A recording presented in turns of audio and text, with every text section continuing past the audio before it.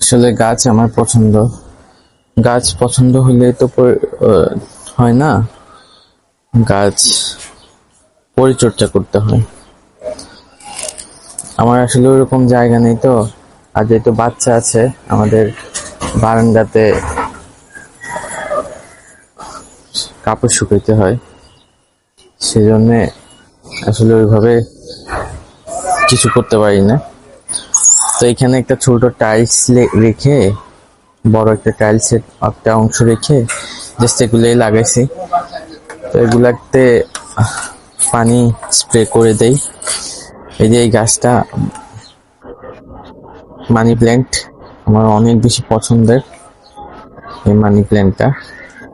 এটাকে আমি অনেক সুন্দর করে ঝোপালো করতেছি, দেখি কতদূর কি হয়। আর এটা একটা মরিচ গাছ, এটাতে অনেক দিন ধরে মরিচ ধরছে। এখন এটা মানে অনেক বয়স হয়েছে, এটা হয়তো বা আর কয়দিন টিকবে সেটা আমি বুঝতে পারতেছি না, বলতে পারতেছি না। আর এটা একটা ফুল গাছ।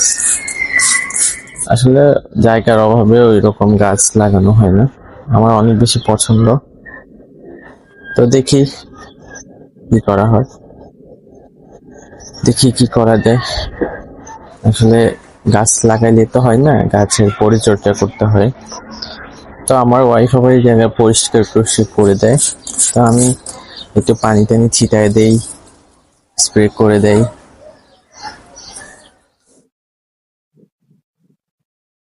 আর এই জায়গাটা আসতে খুব বেশি ভালো লাগে। আসলে যেহেতু ভাড়া বাসায় থাকি, আমাদের তো নিজস্ব কোনো ছাদ নেই, নিজস্ব কোনো জায়গা নেই, সেজন্য তো যে আগাছাগুলা যেগুলা দরকার নেই এগুলা ফেলে দিয়ে উঠায় আর কি। এটাই হচ্ছে আমার ছোট্ট একটা বাগান। বাগান বললে ভুল হবে, এখানে যদিও ফল ফল কোনো গাছ নেই, ফলের ছোট্ট একটা আর কি। এটাই আমার একটা পছন্দের জায়গা। আসলে ওরকম জায়গা নেই তো। আর ভাড়া বাসায় তো মনে করেন যে সবাই বুঝতে পারছেন যে নিজস্ব বলতে কিছুই নেই। তো সেই জন্যই আর কি, যেটুক ভালো লাগে একটু করতে পারি না। তো দেখি এখানে আর একটু দেখি বাড়াইতে পারি কিনা, বাড়াই আরো কিছু লাগাবো এই আর কি।